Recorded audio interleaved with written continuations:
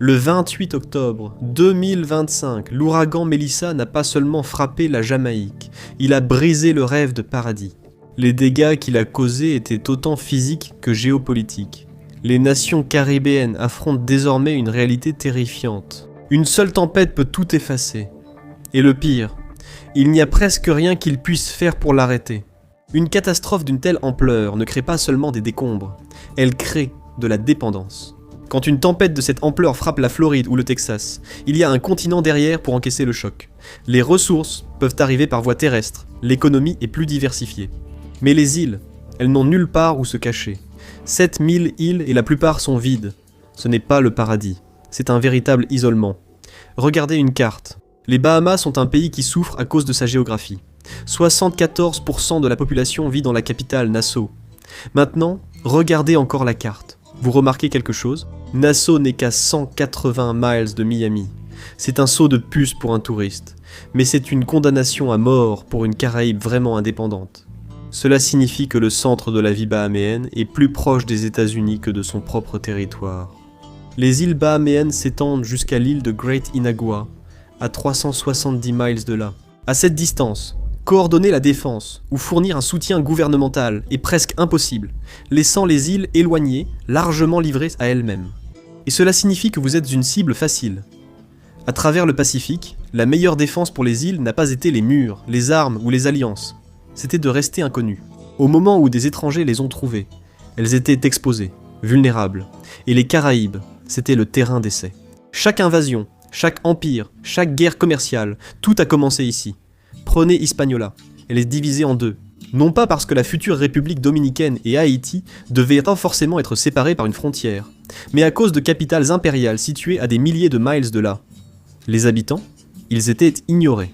Quand on vit sur une petite île, on est à la merci de beaucoup de choses. Et le pire, c'est souvent les autres humains. Et c'est là que tu réalises que les Caraïbes ne sont pas devenues un paradis par accident. Elles sont devenues le terrain de jeu le plus pittoresque des grandes puissances mondiales. Quand Christophe Colomb a touché terre en 1492 à des milliers de kilomètres de l'endroit où il pensait être, il a eu une révélation stupéfiante. Les habitants étaient complètement sans défense. Et pas seulement parce que les microbes étaient des tueurs invisibles. Les îles elles-mêmes étaient des pièges, isolés, faciles à exploiter, et c'est ce qu'ils ont fait. Travail forcé, accaparement des terres et massacres. Rien que sur Hispaniola, il y avait au moins quelques centaines de milliers de Taïnos lorsque Christophe Colomb est arrivé. 20 ans plus tard, il n'en restait plus que 32 000. C'est un effondrement de 90%. Dans toute la Caraïbe, les peuples autochtones ont soit été anéantis, dispersés en petites communautés isolées, ou intégrés aux générations suivantes. La géographie leur avait offert un paradis, mais les avait aussi rendus vulnérables. Et cela ne s'est pas arrêté là. L'Espagne a compris que les îles étaient parfaites pour l'exploitation, et tout le monde l'a compris aussi. La France s'est imposée à Hispaniola, traçant la frontière qui la divise encore aujourd'hui.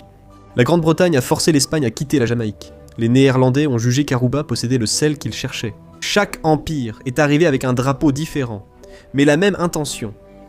En 1823, les Amériques étaient devenues l'arrière-cour des États-Unis. La doctrine Monroe n'était au départ qu'un morceau de papier, mais les Caraïbes allaient devoir s'y conformer. L'Espagne a gardé Cuba pendant des siècles, mais lorsque Theodore Roosevelt a décidé de s'y intéresser, l'Espagne n'a pas pu la défendre, elle n'a pas pu non plus garder Porto Rico. Une île a changé de main immédiatement, et les États-Unis pèsent toujours sur l'autre. Les Soviétiques ne se sont pas simplement retirés après la crise des missiles de Cuba, ils se sont intégrés au réseau de renseignement de Cuba, le complexe de renseignement électromagnétique de Lourdes, au sud de La Havane. Ils avaient un œil sur l'arrière-cour des États-Unis. Le rideau de fer est finalement tombé, et les Soviétiques sont partis, et l'Amérique semblait régner en maître dans la région, encore aujourd'hui. 500 ans, un même schéma. Les îles des Caraïbes sont de simples jouets pour les grandes puissances mondiales. Si vous appréciez ces analyses de géographie, abonnez-vous. J'ai passé tant de temps à étudier les îles des Caraïbes que j'aurais bien besoin de vacances pour m'en remettre. On pourrait penser que la technologie moderne allégerait la pression sur les îles des Caraïbes. Les peuples autochtones ne pouvaient pas faire circuler l'information à l'arrivée des conquistadors. Aujourd'hui, c'est différent. Réseaux mobiles, réseaux sociaux, le monde est interconnecté. Alors pourquoi les îles des Caraïbes n'ont-elles pas créé une union politique ou économique comme l'Union européenne ? Encore une fois, tout se résume à la situation géographique. la situation géographique et la situation géographique. Une situation géographique qui complique l'accès aux besoins essentiels comme la nourriture, le carburant et les infrastructures. Tout coûte plus cher, prend plus de temps ou dépend de quelqu'un d'autre. On pourrait croire que ce serait la seule chose dont les Caraïbes disposent en abondance, mais ce n'est pas le cas. L'eau douce de surface se contamine facilement quand on est entouré par l'océan. Les ouragans aggravent encore la situation, inondant les réserves et détruisant les puits. Certaines îles dépendent du dessalement, mais c'est coûteux et limité. Souvent, elles n'ont pas d'autre choix que d'importer de l'eau. La Jamaïque, la Barbade, les Bahamas, ils dépendent tous de l'aide extérieure simplement pour survivre. Lorsqu'un pays ne peut pas assurer son propre approvisionnement en eau, sa sécurité nationale devient fragile. C'est un rappel constant. La géographie a créé le paradis, et la géographie a créé la vulnérabilité. C'est l'un des plus grands cauchemars en géopolitique. Lorsque vous dépendez de puissances étrangères pour vous nourrir, votre sécurité nationale devient précaire. Seuls 3 pays des Caraïbes produisent plus de la moitié de leur nourriture localement. Guyana, Belize et Haïti. Et 2 de ces 3 pays ne sont pas des nations insulaires. Les îles doivent importer de la nourriture. La région dans son ensemble doit importer entre 80 et 90% de son approvisionnement alimentaire total. Et c'est encore pire pour les Caraïbes. Trinité et Tobago s'en sort un peu mieux que beaucoup de ses voisins. Le pays possède du pétrole et du gaz naturel, presque 55 000 barils de pétrole par jour. Le reste des Caraïbes n'a pas eu la même chance géologique. Porto Rico et la République dominicaine ont fait quelques progrès sur le marché pharmaceutique, mais les exportations de la région restent principalement les mêmes. Fruits de mer et fleurs. Ce n'est pas que les Caraïbes n'ont rien de valeur. La Jamaïque possède de la bauxite nécessaire à la fabrication de l'aluminium, et Cuba détient environ 30% des réserves mondiales de nickel.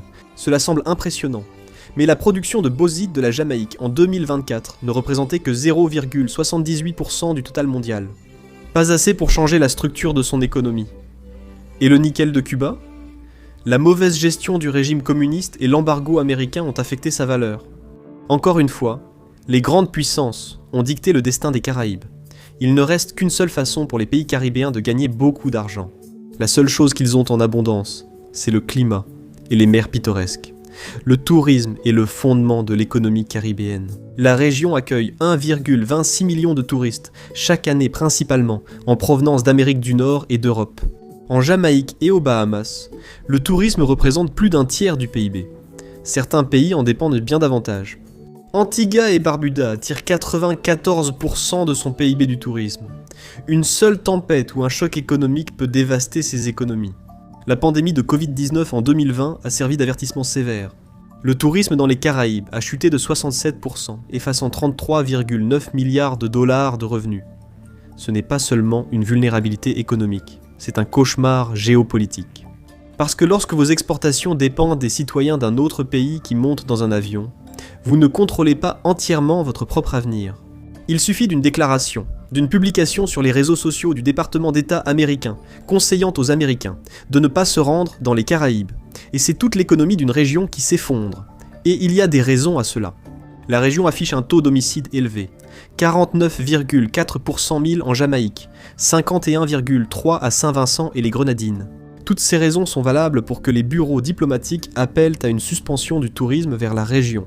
Former une union caribéenne peut sembler une bonne idée sur le papier, mais lorsque votre économie dépend presque entièrement de l'argent provenant de puissances extérieures, vous n'avez pas beaucoup d'options.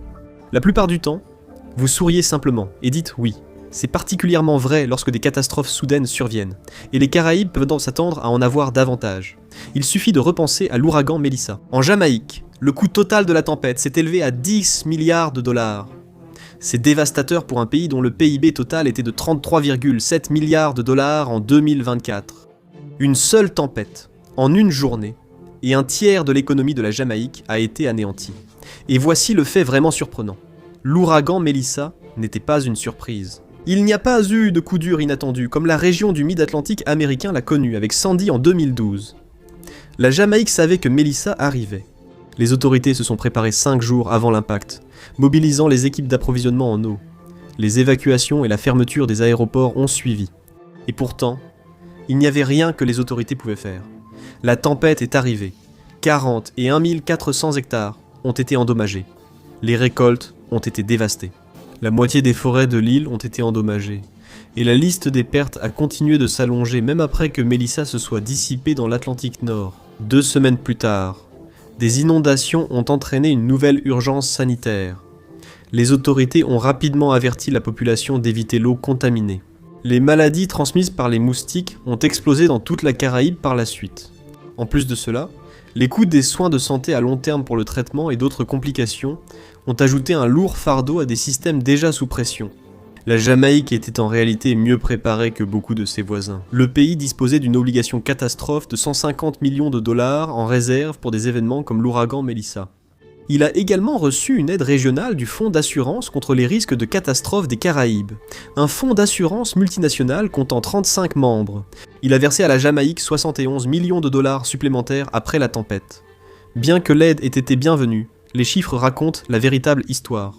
Depuis sa création en 2007, le CCRIF a versé 483 millions de dollars, ce qui représente toujours moins d'un dixième des dégâts causés par Melissa rien qu'en Jamaïque.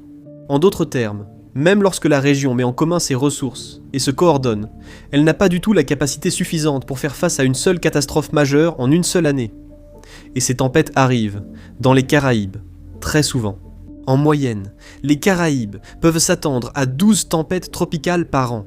Une île typique subira chaque année une tempête qui fera reculer son PIB de près de 6%. Mais cela ne s'arrête pas là. Les tempêtes deviennent de plus en plus fréquentes sur le long terme. Le grand trou bleu du Belize est un véritable témoin de l'évolution du climat local. Les ouragans frappent les Caraïbes 12 fois par an. Chacun d'eux coûte 6% du PIB. Faites le calcul. Il n'y a donc vraiment qu'un seul choix pour la Jamaïque et ses voisins. Ils doivent compter sur une aide extérieure. Pendant Maria, la Dominique a dû compter sur des ponts aériens du Royaume-Uni, de la France et des Pays-Bas. Les dégâts étaient si catastrophiques qu'elle ne pouvait pas importer ses propres fournitures. Et cela met en évidence le problème. Compter sur l'aide extérieure n'est jamais une situation enviable. C'est pire que de dépendre des touristes. Quand la tempête a frappé la Jamaïque, des dizaines de milliers se sont retrouvés sans nourriture presque du jour au lendemain. L'aide est arrivée, mais les voisins, surtout les États-Unis, sont devenus la bouée de sauvetage des habitants. Et si vous pensez qu'un plus grand sentiment de fraternité caribéenne peut aider à se prémunir contre ces risques, détrompez-vous. Le désastre de la Jamaïque a été l'opportunité de la République dominicaine. Elle a connu un afflux de touristes à l'approche de la fin de 2025. Les autorités là-bas étaient plus préoccupées par la gestion des vols pour les vacances que par la dévastation de leurs voisins. Preuve qu'une catastrophe dans un pays peut être une opportunité pour un autre. Il y a des limites à ce que les Caraïbes peuvent faire. La région dépend désespérément des puissances étrangères. Et maintenant, ces puissances y sont de nouveau en concurrence. La Chine est suffisamment riche pour projeter son influence même ici, non pas par l'aide humanitaire, mais par la surveillance et des investissements stratégiques. Elle affirme sa présence dans une région historiquement façonnée par des intérêts extérieurs. En 2023, le Wall Street Journal a révélé l'information. Cuba a accepté d'accueillir une nouvelle base d'espionnage chinoise près de La Havane, l'endroit idéal pour collecter des données provenant du sud-est des États-Unis. La réponse du gouvernement à l'époque a surtout été de renvoyer au passé. L'activité d'espionnage était déjà en cours depuis des années. Des voix ont appelé que le gouvernement cubain stoppe les opérations chinoises. Cela a mis en évidence le fait que les grandes puissances ont toujours des options et peuvent exercer leur influence même dans les Caraïbes. L'économie cubaine est depuis longtemps sous perfusion, et maintenant son approvisionnement en énergie est menacé dans un contexte d'influence étrangère persistante. Dans le même temps, les puissances européennes s'efforcent discrètement d'établir des liens plus solides dans les Caraïbes. La France gouverne encore plusieurs territoires caribéens, dont la Martinique et la Guadeloupe. En septembre 2025, la France a utilisé ces territoires comme base pour une nouvelle initiative. Elle prévoit de renforcer sa relation avec les pays anglophones des Caraïbes voisins, comme la Dominique et Sainte-Lucie. Pour la France, c'est un moyen d'avoir plus d'options près de ces territoires d'outre-mer et de renforcer la Guyane française. Mais pour les Caraïbes elles-mêmes, ce n'est qu'une autre version de la même vieille histoire. Vous ne pouvez pas décider de votre destin. Votre destin est décidé pour vous. Merci de m'avoir rejoint aujourd'hui. J'espère que vous avez apprécié la vidéo. Et si vous voulez voir plus de vidéos comme celle-ci, alors pensez à vous abonner et à activer les notifications. Ça fait vraiment la différence. Merci encore, et je vous retrouve la prochaine fois sur Mapac.